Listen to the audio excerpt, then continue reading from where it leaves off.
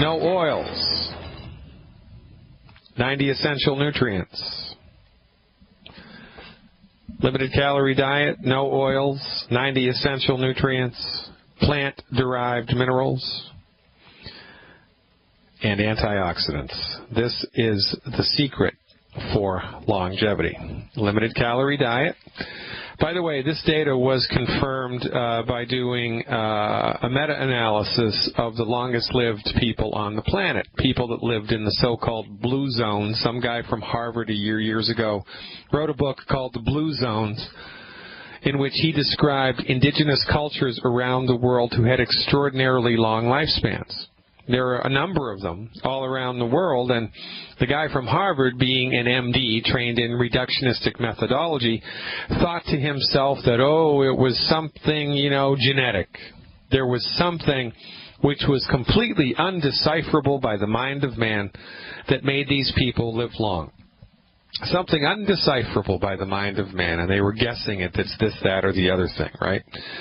Well, as it turns out, when you look at things from the proper perspective, everything makes sense. If you look at an iceberg from underneath the water, you see quite a bit more stuff there than you do if you just look at it from sea level. Unless you knew any better, you could reasonably conclude that it is the sun that moves around the earth, and you'd be wrong. It's the earth that moves around on its axis, and it only appears as if the sun is moving in the sky. The proper perspective brings everything into focus. So when you look at the people in the blue zones from the proper perspective, there are a number of things which you see that they all had in common. Every single one of them had limited calorie diets. Not because they wanted to, but because they were poor. With the Hunzas in Afghanistan, their growing season was only 2 months long. Because they lived at such a high elevation, they had something called starvation springtime, where all of the stores of all of their stuff would be depleted, and for a couple of months they're running on food fumes, rummaging around the countryside for scraps like the reindeer, for goodness sake. Starvation springtime. Forced limited calorie diets, not by choice, but by, the inevitable march of nature. They just didn't have it together. They were on limited calorie diets because they're poor. They didn't cook with oil. The longest-lived cultures, none of them used oil. It's an interesting story. The longest-lived people in the Mediterranean were a group of indigenous people living in the middle of the island of Sardinia, which is an island off of the toe of the boot of Italy, Sardinia. Sardinians that lived in the middle of Sardinia ate no oil, and they didn't like olive oil like everybody else did. As a matter of fact, they called the people on the mainland of Italy who ate olive oil all the time, like it was going out of style, they called them greasers, well, of course in their own dialect. Interesting. They didn't have any oil. None of the longest-lived cultures consumed oil. They didn't do it. They had animal fat, but they didn't, and butter and cream, but they did not use oil at all. And why is that important? Because oil contains acrylamide. And the more acrylamide that you eat, the more free radicals are in your body, and the more oxidative damage happens, and the more acrylamide is carcinogenic, amongst other things. So the more oils you eat in your body, the harder it is for your body. It's like poison. It's like a slow poison to the body. There's no other way to say it. Which begs the question, who told you to eat olive oil? Dr. Oz, who has no training, no clinical experience with medical nutrition. Who told Dr. Oz? The olive oil industry. I would have liked to have seen that check. I would have liked to have seen that check. Oh, yes, Dr. Oz, please go on Oprah and tell everybody it's good to eat olive oil. Here's $1 million, or whatever. This is how the world turns, one funeral at a time. 90 essential nutrients. Now, the people that lived in these indigenous zones were eating foods that were grown in soils that were unbelievably rich in minerals. And remember, the only place that minerals come from is the soil. Minerals are 2/3 of the body's nutritional needs. What are the body's nutritional needs? 90 essential nutrients, The breakdown, 60 minerals, 16 vitamins, 12 amino acids, 2 essential fatty acids. 60 minerals, 60 out of 90, that's 2/3. That's 66% of your body's nutrient needs are minerals. Things like sulfur and calcium and magnesium and phosphorus and boron and zinc and all these other trace minerals you've never even heard of. This is what the main thing your body needs. I mean, where did I read that? From dust man was made, and to dust he will return. Well, what's dust made out of? Minerals. Some minerals. So guess what? The longest-lived cultures, by sheer luck, lived on parts of the planet where the soil or the water, in the case of the Hunzas it was the water, was rich in minerals, rich in minerals. In the Hunzas, it was called glacial milk. The water coming off of the glaciers was so rich in minerals, it was cloudy with mineral silt. It looked like milk. Called glacial milk. That's what gave the Hunzas an extra lifespan. So, limited calorie diet, no oil, essential nutrients every day, including minerals. Oh, and by the way, you know, indigenous people are intuitively much more strong than you or I. The intuition of people living in relationship with Mother Earth is much more strong and pronounced than it is in citified folk living amongst the skyscrapers and the concrete. The indigenous people's intuition lent them to the practice of putting wood ash in their foods. So how did these people heat themselves? They burned wood. They burned bushes, right? They burned wood. What did they do with the wood ash that was left over? Well, you or I would throw it away. But their intuition was so acute that something told them to put the ash in their food. So the white ash, directly underneath the pot that they were hanging over the fire to cook their soup or heat the water for their coffee or tea, was white, because that part of the fire was the hottest part of the fire. The heat from the fire would come from the fire, would bounce up, hit the pot, and bounce back. And so the heat underneath the pot was doubly hot, and the ash underneath the pot was bone white, because all the carbon had been burned away. The ash directly underneath the pot, of course, potash. That's where the term came from. So the indigenous people, being in tune with their intuition, would put the potash in their bread, in their stews, in their food directly. They'd put it in their food, for goodness sake. And they put the gray ash on the periphery of the fire in their gardens. Why? Because their intuition told them to do it. Why? Because they were in tune with Mother Nature, in tune with the ineffable Spirit of God, which is inside of each one of us. That's where intuition comes from. It's direct perception of your soul's intelligence. That's what intuition is. It's direct perception of your soul's intelligence. Ever had a tingly sensation in the back of your neck when somebody's staring you down from behind and you turn around and you don't know why, and there they are? Well, that's your intuition. Ever thought about something and then 5 minutes later it happens? You're thinking about your long-lost cousin for out of the blue, and then 5 minutes later they call you up? That's intuition. There's a way to massage and strengthen your intuition. We're going to talk about that this Monday night on my Monday night webinar. It's about yoga. How about that? Look, even if you're a Christian, even if you're a Catholic, even if you're a Buddhist, even if you're an atheist, it does not matter your religious persuasion.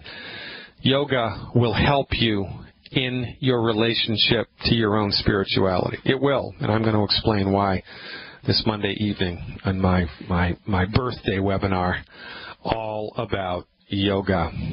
Check it out. But I digress. So the people indigenous peoples put wood ash in their gardens and in their food. What is wood ash? It's minerals. Minerals. What happens? Well, the plants growing in the soil, the trees growing in the soil, the bushes growing in the soil, the roots suck the minerals out of the soil.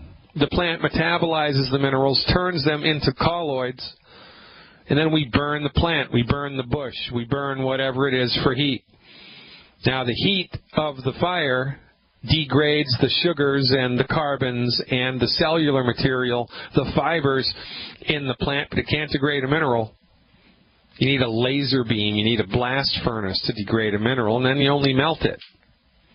So wood ash is mostly minerals left over from the plant. So how about that?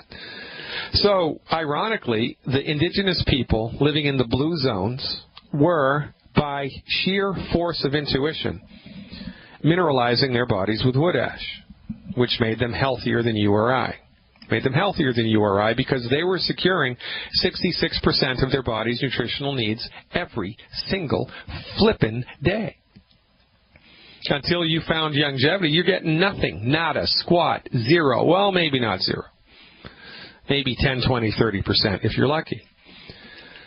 Last thing that they did was they were also eating or drinking stuff that they made themselves, right, that was loaded with antioxidants.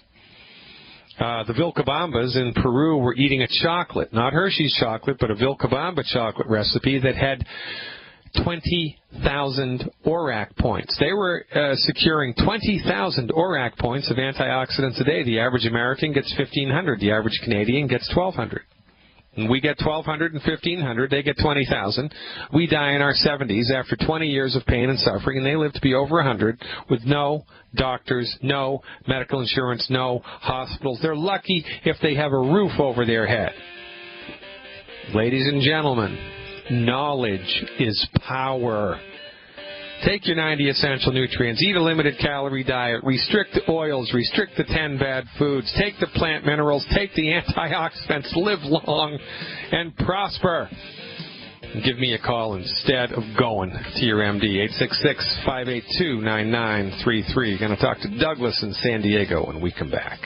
And we're back, ladies and gentlemen, December 6th, 2013. December 6th, 2013. How the heck did that happen? Let's go to San Diego and see what Douglas is up to, that lucky dog living in San Diego where it's 71 year round. Douglas, you're live. Hey, Dr. G, how's it going? Doug, I've got one question for you, brother. Yes. What's today's temperature in San Diego? I don't know. I think it's about 60-something. Oh, my God, you're killing me. 60 is probably in the upper 60s, not the lower 60s. Oh, my God. You know, I visited San Diego in 1978. My college girlfriend and I were traveling around the country. We were in San Diego for a couple of weeks. 1978, for goodness sake. And I thought to myself, man, oh, man, I should move here now, but I didn't. And you know what they say, Douglas, retrospect makes wise men of us all. Yep, no doubt. So listen, man, thanks for the phone call. What's up? How can I help? Well, you know me for longevity. I met you first in longevity a few years ago. I remember. I know who you are. I remember, yeah. I can see your face in my mind's eye, yeah. All right. Well, it's a lot fatter since last time you saw me. I gained a lot of weight. So I'm sorry to hear that. Yeah, but the good part is now I'm doing the plan, the 1,200 calories, and with all the supplements and everything, and I'm already 5 pounds down in 1 week.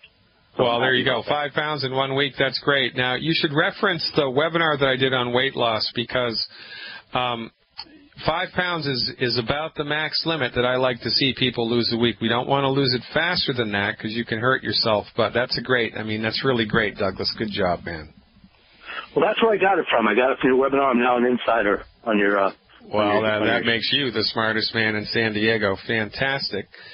Thank you for the support. And results speak for themselves, right? This is why longevity is such an awesome thing to be involved with. Yeah, it's been I've had a lot of great testimonies about longevity and a lot of the advice you gave me. But today I wanted to ask you about Huntington's disease. Oh, yeah.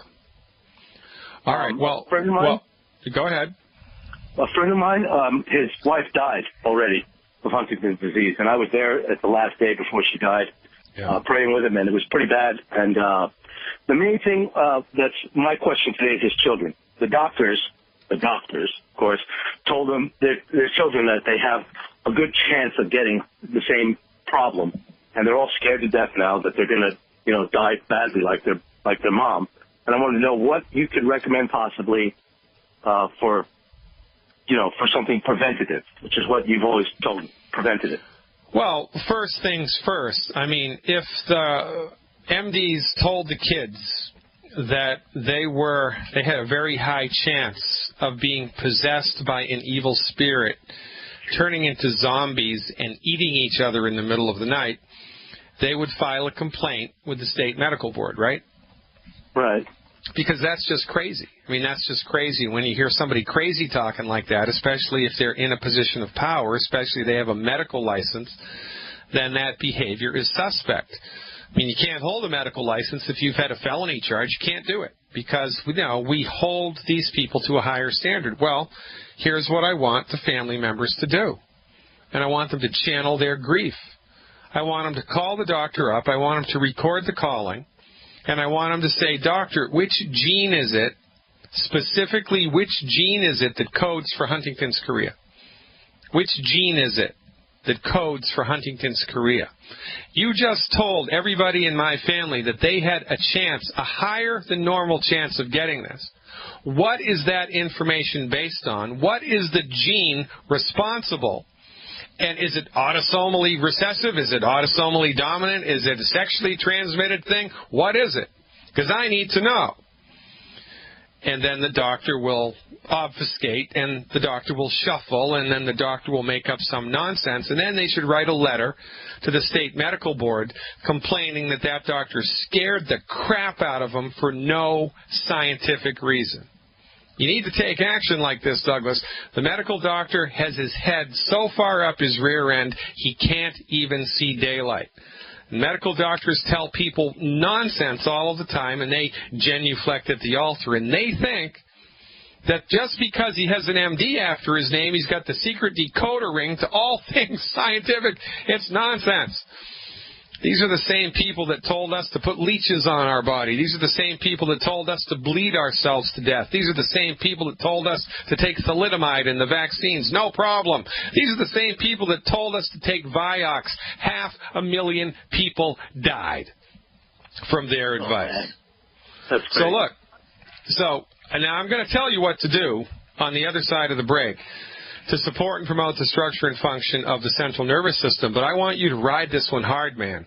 Get in touch with these people. Tell them to call their doctor up and hold his freaking feet to the fire. And we're back, ladies and gentlemen.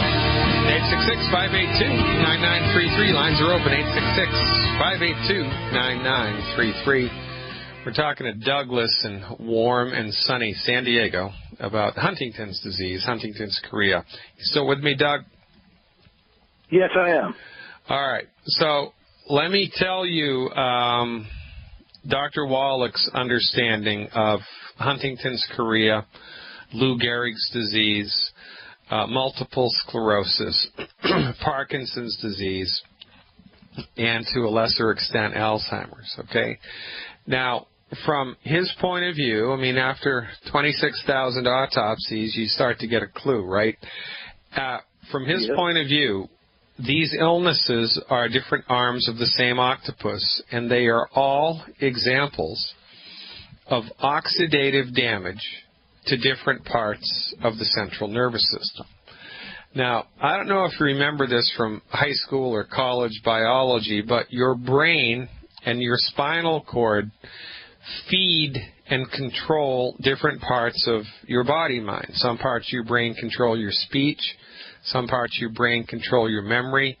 Some parts of your brain control the left side of your body, the right side of your body. Some parts of your spinal cord control your gallbladder and your heart and your liver and everything, right? Your different parts of the central nervous system are related to different parts of the human body. So when you get oxidative damage in one part of the brain, it makes you have the tremors. And when you get oxidative damage in another part of the brain, you only get tremors if you try to walk. If you sit still, nothing happens. If you get tremors in if you get oxidative damage in another part of the brain, you can't remember your name or your kids' names or who you are, and everything goes to pot, and so forth and so on. If you get damage in another part of your brain, you get paralyzed, and your right arm gets paralyzed, or the whole left side of your body, or your left big toe, or whatever. Heaven forbid. So, oxidative damage is happening everywhere all of the time. Oxidative damage doesn't just happen to the body. Oxidative damage happens to the world. It's what makes everything get old and die. And, mountains turn to dust, and iron turns to rust because of oxidative damage. Fruit and vegetables go bad. Meat goes bad because of oxidative damage. You cut an apple, leave it on the countertop, the exposed fruit starts to turn brown. That's oxidative damage. You make some guacamole, and it's oxidative damage. It's interesting with guacamole. It turns brown, right, if you leave it out in the air. But if you put lemon juice on it, if you squeeze lemon juice on top of the guacamole, it doesn't turn brown. Why is that? Because the vitamin C is an antioxidant, and it stops oxidative damage.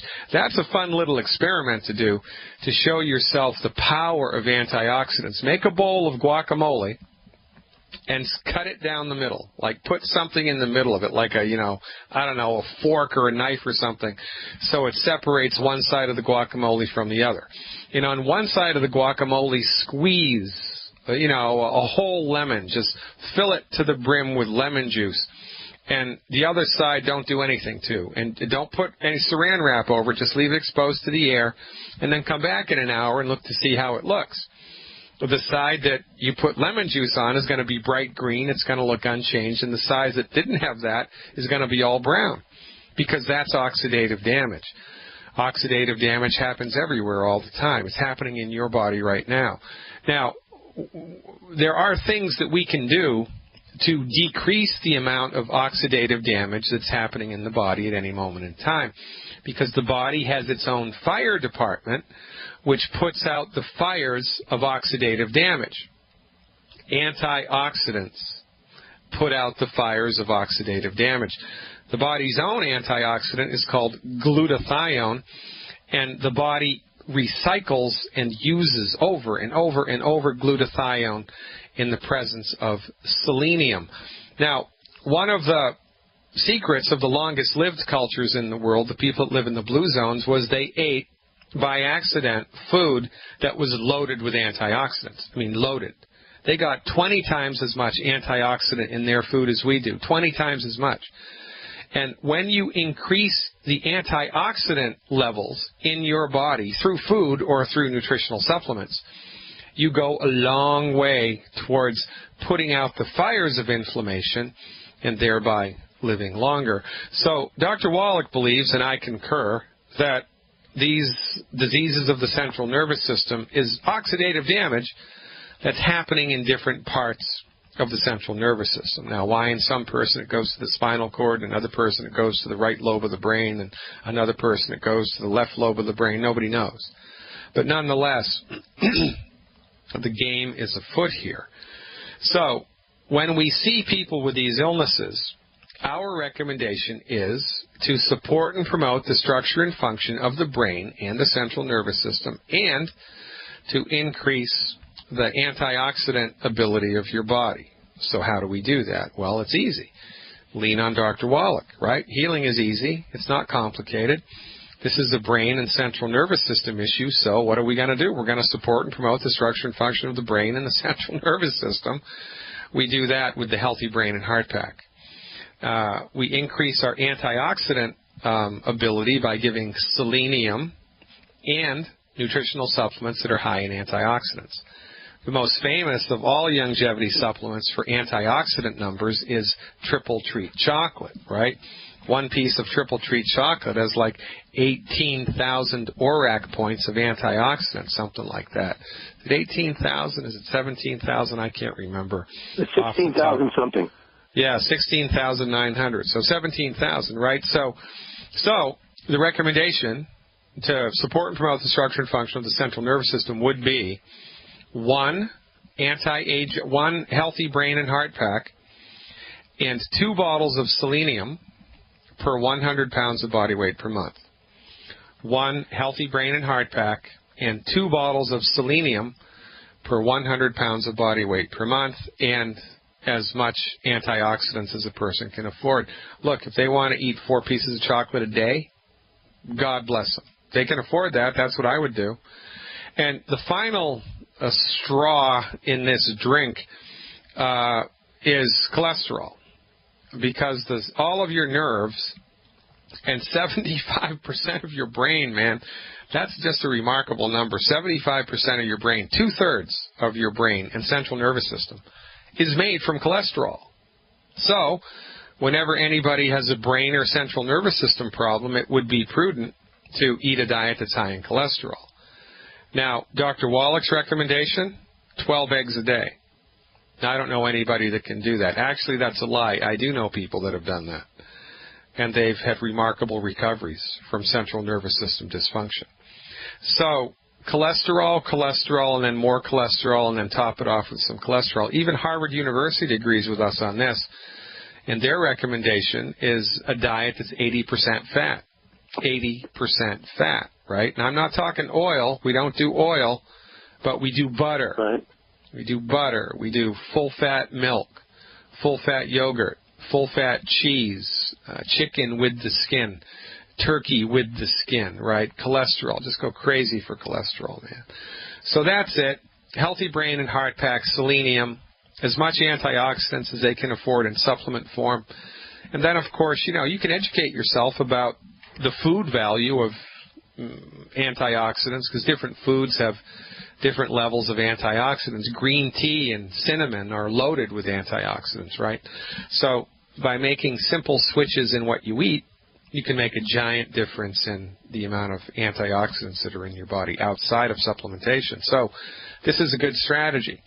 But be warned, if somebody has fibromyalgia or an arthritic problem, we want to look to see something get better in the first 4 weeks. For goodness sake, one of the callers on today's show, she had arthritic problem for 3 months. It got better in 10 days. I mean, that's just crazy, right? So yeah, that was crazy. Yeah. We look to see improvement in certain conditions rapidly, but with central nervous system stuff, they have to be in this for the long haul. I would say a minimum of 6 months. A minimum of 6 months. They just have to maintain the discipline. Even if they feel nothing change, they got to ride this horse for at least 6 months. And the last thing I'd like to tell you, Doug, I tell this to people all the time, and it's important, and that's why I tell it all the time. Remember, this is a holistic approach, right? So we're not treating arthritis. We're not treating Huntington's chorea. We're not treating high blood pressure. We're not treating anything. What we're doing is supporting and promoting the body's ability to fix itself. And we do that in a holistic manner because, for goodness sake, everything's connected. So if I had Huntington's chorea and I was taking a nutritional supplement program in a holistic manner like this, I would look to see what happens to me across the board. How's my mood? How's my energy? How's my sleep? How's my appetite? How's my sex drive? How's my bowel movements? How's my urination? What's the quality of my skin like? You want to pay attention to everything into the bargain while you're waiting to see results in the central nervous system stuff.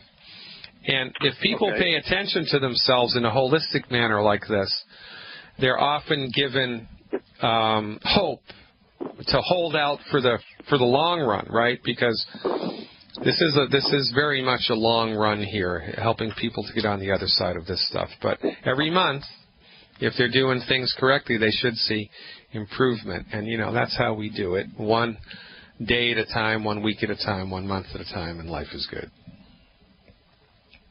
Yes. Does that make sense, Douglas? Yes, it does. Yes, it does, Dr. G. And also, I wanted to ask you, if someone else in her family did have it, could it be because they're exposed to some sort of medication, or what would be? Well, if someone else in the family, all right. So if somebody else in the family had it, it doesn't matter if everybody in the family had it. It doesn't matter because it's not genetic. It is not an inheritable disorder. It's caused by oxidative damage to the central nervous system. So what tends to happen in families is families all eat the same way, right? They live in the same part of the country where they're eating the same food. Now, one thing that is genetic is weaknesses of the body. Everybody has a body that has weak and strong links. In some people's body, their heart is weak. In some people's body, their lungs are weak. In some people's body, their left elbow is weak. In some people's body, their right kidney is weak. In some people's body, their central nervous system is weak or whatever. There are over 200 diseases that are caused by not enough calcium. Over 200. But nobody knows why this person with a calcium deficiency gets arthritis, and the next person with a calcium deficiency gets high blood pressure, and the next person with a calcium deficiency gets heartburn. They're all calcium diseases, but why do they show up here, there, or somewhere else? We don't know. But we do believe that people in the same family share the same weaknesses and or strengths. So probably what's happening with these people is their central nervous system is a little weak, and for whatever reason their central nervous system is more prone to oxidative stress than anywhere else in their body. So, but you want to, all things being equal, we should be able to dial this stuff in scientifically. So, if in fact it is a genetic inheritable disorder, which is discoverable through or operable through Mendelian genetics, then the doctor needs to know the name of the gene and, the type of inheritable disorder it is. So get the doctor to name the gene. Get the doctor to name the gene. They won't be able to. Thanks for the call, Doug. Keep up the good work. Boom, boom, boom, baby. It's the end of the week. It's the holiday season. Hope you're learning something here. Let's close it out with a little more knowledge. I just pulled up Wikipedia in the break, and I looked up Huntington's disease, and I'm going to read you straight from the Bible. You ready? Straight from Wikipedia, which is the Bible of all things scientific. Huntington's disease, I quote, is a neurodegenerative genetic disorder that affects muscle coordination and leads to cognitive decline and psychiatric problems. It typically becomes noticeable in mid-adult life. Huntington's disease is the most common genetic cause of abnormal involuntary writhing movements called chorea, which is why the disease used to be called Huntington's chorea. The disease, here's where it gets tricky. The disease is caused by an autosomal dominant mutation in either of an individual's two copies of a gene called Huntington, which means any child of an affected person typically has a 50% chance of inheriting the disease. No, that is not true. And this is where we part company with the geneticists. This is what Dr. Wallach proved when he was working at Yerkes Research Center, but this is why this is a perfect example of the intractability and the closed-mindedness of the medical profession before the facts. Dr. Wallach proved that cystic fibrosis, that the mutation in the gene that codes for cystic fibrosis is not inheritable. It's not a gene that you can inherit. It's a mutation to a gene caused by a nutritional deficiency in the blood of the pregnant mother. A nutritional deficiency makes the chromosome break, which makes the gene mutate. It's a mutated gene. It's a mutation. Mutations can't be inheritable. You can't pass on a mutated gene. For goodness sake, you can get your own mutation. You can get your own mutation, which is likely to happen. What are the major causes of gene mutations? Not enough minerals. Why? Because genes have this thing called metallic fingers. Chromosomes have structure inside them called the metallic fingers, which lends them structural support. When the metallic fingers break, the chromosome breaks. When the chromosome breaks, the gene gets mutated. But you're never, ever, ever going to be able to convince a geneticist who's given 30 years of his life over to the false notion that this stuff is inheritable. Who says it's inheritable? Some guy 40 years ago in a dark room in Harvard University picked his head up from a dusty library book and declared it's inheritable, and he's wrong. And even when we prove to the contrary, as Dr. Wallach did at Yerkes Primate Research Center at Emory University in Atlanta, Georgia in the mid-1970s, that cystic fibrosis does not follow the laws of Mendelian genetics. It's not an inheritable thing. It's a mutated gene. The scientific community not only ignores him, not only ignores the facts directly in front of their face, but they ostracize him, fire him, kick him out. You're no longer acceptable here, Doc. Your notions are too far out there. And so we march apace at a slow speed. And even when the guy that discovered the genetic structure of the human chromosomal material, the structure of DNA, James Watson comes out and says all of the research on genetics is moot. It shouldn't be done. Because it's not the genetics, it's the biochemistry that affects the genes. It's the biochemistry that makes the genes mutate. It's not the mutated genes that makes the biochemistry, it's the other way around. But nobody pays any attention. Because, for goodness sake, the earth is flat. Didn't you know that? And oh yeah, slavery is a good thing. And oh yeah, women really shouldn't be allowed to vote. What are you, crazy? Women voting? What are you, crazy? A broken chromosome? Everybody knows it's inheritable. And so we march ahead at a slow and steady pace to our doom and destruction and poverty and despair at the hands of the MDs. Well, guess what? Out of this matrix, there is a solution. It's longevity. Longevity is the red pill. Pop out of the matrix, ladies and gentlemen, into the wonderful, bright field of science-based, clinically verified medical nutrition. Good, new-fashioned science for a new generation. Quite frankly, for anybody that has eyes to see and ears to hear. Thanks for spending another week with me. I appreciate it more than you'll know. Have a very happy holiday season. God willing, I'm back in the saddle on Monday. Until then, live long and prosper.